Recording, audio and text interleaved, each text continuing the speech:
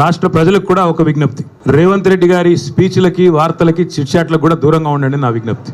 ఎట్లాగైతే మరి డ్రగ్స్ మనుషుల ప్రాణాలు హరిస్తాయో అట్లాగే కొన్ని నికృష్టపు మాటలు, నికృష్టపు డైలాగులు మరి మీ ప్రశాంతతకు, మీ ఆరోగ్యానికి కూడా, రాష్ట్ర ఆరోగ్యానికి కూడా హానికరం. పెద్దలు చెప్తారు, నక్క పీనుగునే పిక్కు తింటది, పంది బురదలోనే పొరలాడుతుంది, పెండ పురుగు గుడ్ల చావిట్లోనే తిరుగుతుంది.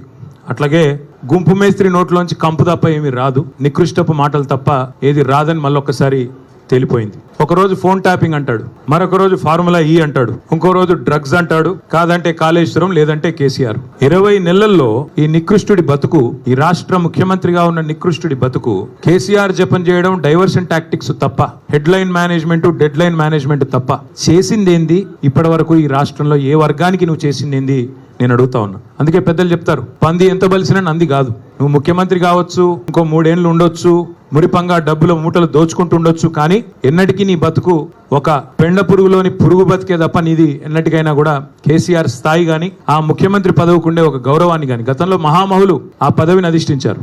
ఓ విజయభాస్కర్ రెడ్డి గారు, ఓ ఎన్టీ రామారావు గారు, ఒక రాజశేఖర రెడ్డి గారు, ఓ చంద్రబాబు నాయుడు గారు, ఓ కేసీఆర్ గారు. వాళ్ళు ఆ పదవికి ఎక్కిన తర్వాత ఎంత హుందాగా వ్యవహారం చేశారు. ఒక రోషయ్య గారు ఎంత హుందాగా వ్యవహరించారు, మీరెంత నికృష్టంగా వ్యవహరిస్తున్నారు.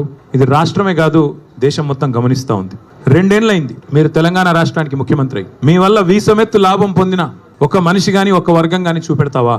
ఒకటి మాత్రం ఒప్పుకోవాలి, రేవంత్ రెడ్డి గారి వల్ల బాగా లాభపడింది ఎవరయ్యా అంటే చిల్లర గాసిప్ వెబ్సైట్లు, యూట్యూబ్ ఛానళ్లు, వాటికి పెట్టే దిక్కుమాలిన తంబునేళ్లు నడుపుకునే కొంతమందికి మాత్రం రేవంత్ రెడ్డి వల్ల కడుపు నిండా మరి బ్రహ్మాండంగా ఆదాయం వస్తున్నమాట మాత్రం వాస్తవం.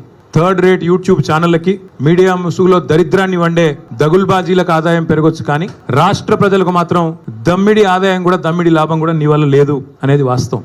రోత వార్తలు, రోత డైలాగులతో ఇవాళ ఇష్టం వచ్చినట్టు మాట్లాడి చిట్ చాట్ల పేరిట నువ్వు చీటింగ్ ఏదైతే చేస్తున్నావో ఈ రాష్ట్ర ప్రజల్ని జనం చీకొట్టే పరిస్థితి తెచ్చుకుంటా ఉన్నావు.